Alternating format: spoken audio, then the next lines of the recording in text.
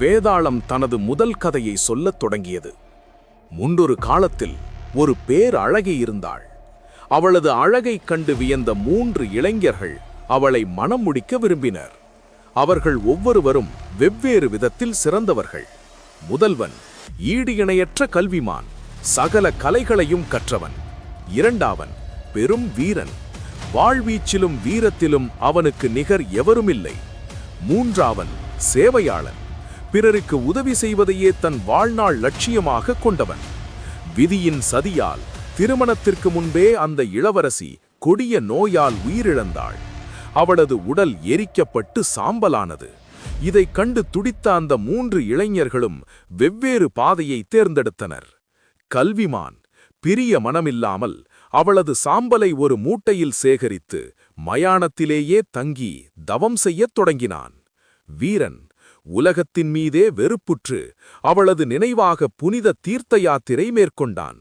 சேவையாளன் அவளை எப்படியாவது மீட்க வேண்டும் என்ற பித்தோடு தேசமெங்கும் அலைந்து இறுதியில் இறந்தவரை உயிர்ப்பிக்கும் மகா மந்திரத்தை கற்றுவந்தான். காலம் உருண்டோடியது. அந்த சேவையாளன் திரும்பி வந்து மயானத்திலிருந்த சாம்பலி மீது மந்திரத்தை சொல்ல, என்ன ஆச்சரியம்! இளவரசி பழைய அழகோடு உயிர் பெற்று எழுந்தாள். இப்போது மூவருக்கும் இடையே போட்டி எழுந்தது. நான் தான் அவளை திருமணம் செய்வேன் என்று சண்டையிட்டனர். கதையை முடித்த வேதாளம் விக்ரமாதித்தனின் முகத்திற்கு நேரே தன் கோரமான முகத்தை திருப்பிச் சிரித்தது. மன்னா, இப்போது சொல், தர்மப்படி அந்த பெண் யாருக்குச் சொந்தம்? தெரிந்தும் நீ நீதியை சொல்லவில்லை என்றால் உன் தலை 1000 சுக்கலாக வெடித்துச் சிதறும். விக்ரமாதித்தன் சற்றும் தயக்கமின்றி தன் கம்பீரமான குரலில் பதிலளித்தான்.